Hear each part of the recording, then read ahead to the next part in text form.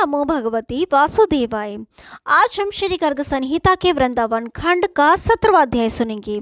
इसमें हम सुनेंगे श्री हरि का गोप देवी के रूप में वृषभानु भवन में जाकर श्री राधा से मिलना। तो आइए शुरू करते हैं। राजा बहुलाश्व बोले, मुने श्री राधा कृष्ण के चरित्र को सुनते सुनता मेरा मन अघाता नहीं। ठीक उसी तरह जैसे शरद ऋतु के प्रफुल्ल कमल का रसपान करते समय भ्रमरों को तृप्ति नहीं होती। ब्राह्मण तपोधन श्री कृष्ण पत्नी रासेश्वरी द्वारा तुलसी सेवन का व्रत पूर्ण कर लिए जाने के बाद जो वृत्तांत घटित हुआ वह मुझे सुनाइए। श्री नारद जी ने कहा, राजन, श्री राधिका की तुलसी सेवा के निमित्त की गई तपस्या को जानकर उनकी प्रीति की परीक्षा लेने के लिए एक दिन भगवान श्री कृष्ण वृषभानुपुर में गए। उस समय उन्होंने अद्भुत गोपांगना का रूप धारण कर लिया था। चलते चलते उनके पैरों से नुपुरों की मधुर झनकार हो रही थी। कटी की करधनी में लगी हुई शुद्र घंटिकाओं की भी मधुर खन खनाहट सुनाई पड़ती थी। अंगुलियों में मुद्रिकाओं की अपूर्व शोभा थी। कलाइयों में रत्न जटित कंगन, बाहों में भुजबंद तथा कंठ एवं वक्षस्थल में मोतियों के हार शोभा दे रहे थे। बाल रवि के समान दीप्तिमान शीश फूल से सुशोभित केश पाशों की वेणी रचना में अपूर्व कुशलता का परिचय मिलता था। नासिका में मोती की बुलाक हिल रही थी। शरीर की दिव्य आभा स्निग्ध अलकों के समान ही शाम थी। ऐसा रूप धारण करके श्री हरि ने वृषभानु के मंदिर को देखा। खाई और परकोटों से युक्त वह वृषभानु भवन चारों दरवाजों से सुशोभित था तथा प्रत्येक द्वार पर काजल के समान वर्ण वाले गजराज घूमते थे, जिससे उस राजभवन की मनोहरता बढ़ गई थी। उस मंडप का प्रांगण वायु तथा मन के समान वेगशाली एवं हार एवं चंबड़ों से सुसज्जित विचित्र वर्ण वाले अश्वों से शोभा पा रहा था।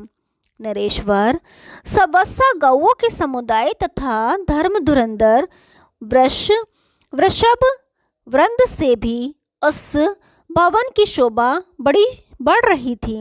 बहुत से गोपाल वंशी और वैधारण किए गीत गा रहे थे। मायामयी युवती का वेश धारण के श्याम सुंदर उस प्रांगण से अंतपुर में प्रविष्ट हुए, जहाँ कोटि सूर्य के समान कांतिमान कपाटों और खंभों की पंक्तियां प्रकाश फैला रही थीं। वहां के रत्न मंडित आंगनों में बहुत सी रत्न स्वरूपा ललनाएं सुशोभित हो रही थीं। वीणा, ताल और मृदंग आदि बाजे बजाती हुई वे मनोहारिणी गोप सुंदरियां फूलों की छड़ी लिए श्री राधिका के गुणगान कर रही थीं। उस अंतपुर में दिव्य एवं विशाल उपवन की छटा छा रही थी। उसके भीतर अनार, कुंद, मंदार, नींबू तथा अन्य ऊंचे ऊंचे वृक्ष लहलहा रहे थे। कीत की मालती तथा माधवी लताएं उस उपवन को शोभा बढ़ाती थीं।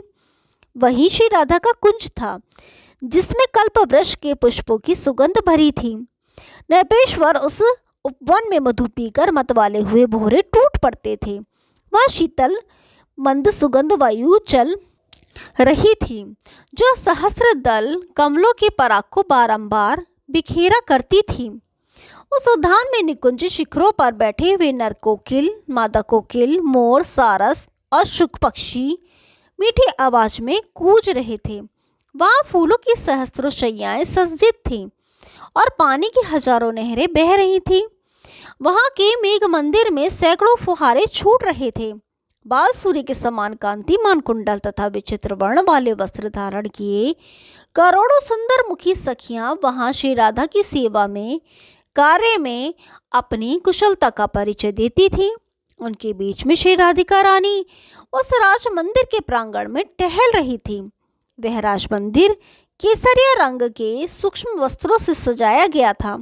वहां की भूमि पर पर्वतीय पुष्प, जलज पुष्प तथा स्थल पर होने वाले बहुत से पुष्प तथा कोमल पल्लव इतनी अधिक संख्या में बिछाए गए थे कि वहां पांव रखने पर गुट्ठी तक का भाव ढक जाता था। मालती के मकंदरों की बूंदें वहां झड़ती रहती थीं। ऐसे आंगन में करोड़ों चंद्रों के समान कांतिमती कोमलांगनी एवं कुशांगी श्री राधा धीरे धीरे अपने कोमल चरणाबिंदु का संचालन करती हुई घूम रही थी। मणि मंदिर के आंगन में आई हुई उस नवीन गोप सुंदरी को वृषभानु नंदिनी श्री राधा ने देखा। उसके तेज से वहां की समस्त ललनाएं हतप्रभ हो गईं, जैसे चंद्रमा के उदय होने से तारों की कांति फीकी पड़ जाती है। उसके उत्तम एवं महान गौरव का अनुभव करके श्री राधा ने अभ्युत्थान दिया और दोनों बाहों से उसका गाढ़ आलिंगन करके उसे दिव्य सिंहासन पर बिठाया। फिर लोक रीति के अनुसार जलादि उपचार अर्पित करके उसका सुंदर पूजन आदर सत्कार आरंभ किया। श्री राधा बोली, सुंदर सखी, तुम्हारा स्वागत है। मुझे शीघ्र ही अपना नाम बताओ। तुम स्वतः आज यहाँ आ गई, ये मेरे लिए ही महान सौभाग्य की बात है। इस भूतल पर तुम्हारे समान दिव्य रूप का कहीं दर्शन नहीं होता। सुभ्रू, जहाँ तुम जैसी सुंदरी निवास करती है वह नगर निश्चय ही धन्य है। देवी, आपने आगमन का कारण विस्तार पूर्वक बताइए। मेरे योग्य जो कार्य हो वह तुम्हें अवश्य कहना चाहिए। तुम अपनी बाकी चितवन सुंदर दीप्ति मधुरवाणी मनोहर मुस्कान चाल ढाल और आकृति से इस समय मुझे श्रीपति के सदृश दिखाई देती हूँ। शुभ है, तुम प्रतिदिन मुझसे मिलने के लिए आया करो। यदि ना आ सको तो मुझे ही अपने निवास स्थान का संकेत प्रदान करो। जिस विधि से हमारा तुम्हारे साथ मिलन संभव हो वह विधि तुम्हें सदा उपयोग में लानी चाहिए। हे सखी, तुम्हारा यह शरीर मुझे बहुत प्यारा लगता है, क्योंकि मेरे प्रियतम श्री व्रजराज नंदन की आकृति तुम्हारी ही जैसी है, जिन्होंने मेरे मन को हर लिया है। अतः हे देवी, तुम मेरे पास रहो। जैसे भौजाई अपने नंद को प्यार करती है उसी प्रकार मैं तुम्हारा आदर करूंगी। श्री नारद जी कहते हैं, राजन, ये सुनकर माया से युवती का वेश धारण करने वाले भगवान श्री कृष्ण ने कमल नयनी राधा से इस प्रकार कहा। श्री भगवान बोले, रंभोरु नंदनगर गोकुल में नंद भवन से उत्तर दिशा में मेरा निवास है। मेरा नाम गोप देवी है। मैंने ललिता के मुख से तुम्हारी रूप माधुरी और गुण माधुरी का वर्णन सुना है। अतः वे चंचल लोचनों वाली सुंदरी, मैं तुम्हें देखने के लिए यहाँ तुम्हारे घर में चली आई हूँ। कमल लोचने, जहाँ ललित लवंग तराय की सुस्पष्ट सुगंध छा रही है, जहाँ के गुंजन निकुंज में मधुपों की मधुर ध्वनि से युक्त कंज पुष्प खिल रहे हैं, वह श्रुति पथ में आया हुआ तुम्हारा नित्य नूतन दिव्य नगर आज अपनी आंखों से देख लिया। इसके समान सुंदर तो देवराजेंद्र की पूरी अमरावती भी नहीं होगी। श्री नारद जी कहते हैं, मिथिलेश्वर, इस प्रकार दोनों प्रिया प्रियतम का मिलन हुआ। वे परस्पर प्रीति का परिचय देते हुए वहां उपवन में शोभा पाने लगे। पुष्प में कंदुक के खेल खेलते हुए वे दोनों हंसते और गीत गाते थे। वन के वृक्षों को देखते हुए वे इधर उधर विचरने लगे। राजन, कला कौशल से संपन्न कमल लोचना राधा को संबंधित करके गोप देवी ने मधुरवाणी में कहा।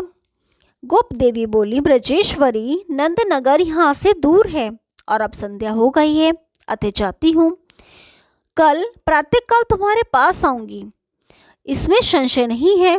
श्री नारद जी कहते हैं, राजन, गोप देवी की यह बात सुनकर ब्रजेश्वर श्री राधा के नयनों से तत्काल आंसुओं की धारा बह चली। वे रोमांच तथा हृदयोद्रम के भाव से आवृत हो कटे हुए कदली वृक्ष की भांति वृक्ष पृथ्वी पर गिर पड़ी। यह देख वहां सखियां सशंक हो गई और तुरंत व्यंजन लेकर पास खड़ी हो हवा करने लगी। उनके वस्त्रों पर चंदन पुष्पों के इत्र छिड़क गए। उस समय गोप देवी ने श्री राधा से कहा। गोप देवी बोली, राधिके, मैं प्रातःकाल अवश्य आऊंगी, तुम चिंता ना करो। यदि ऐसा ना हो तो मुझे गाय, गोरस और अपने भाई की सौगंध है। श्री नारद जी कहते हैं, नरेश्वर, यों कहकर माया से युवती का वेश धारण करने वाले श्री हरि राधा को धीरज बंधाकर श्री नंद गोकुल नंदगांव में चले गए। ओम नमो भगवती वासुदेवाय। कल 18वां अध्याय सुनेंगे। तब तक के लिए नमस्कार।